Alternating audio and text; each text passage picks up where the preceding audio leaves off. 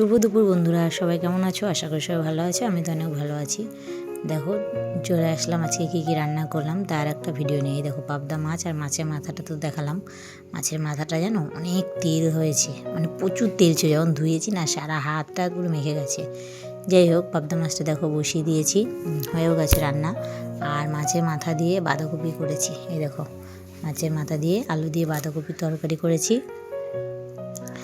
আগে মাছের মাথাটাকে ভেজে নিয়েছিলাম, ভেজে নিয়ে তারপরে আলু দিয়ে এখন ভালো করে কষিয়ে নিচ্ছি। তারপরে লাস্টে বাঁধাকপিটা দিয়ে ভালো করে মানে এই যে দেখো বাঁধাকপিটা কিন্তু আগে সিদ্ধ করে নিয়েছি। তোমরা কি আগে কেউ সিদ্ধ করে রান্না করো নাকি কাঁচাই মানে এরকম রান্না করো? আমি কিন্তু যখনই করি সিদ্ধ করেই করি, তাহলে বেশ ভালো হয় আর কি। আর দেখো লাস্টে বাঁধাকপিটার কালারটা এরকম হয়েছে। আমি দেখো তুলে ফেলছি, হয়ে গেছে রান্না এই বাঁধাকপিটা। আর করেছি চিংড়ি মাছ দিয়ে সিম ভাজা। এটা আমার বাবা খেতে না খুব ভালোবাসে, চিংড়ি মাছ দিয়ে সিম ভাজা। মতো টাটা, ভালো লাগলে লাইক কমেন্ট শেয়ার করে দেবে।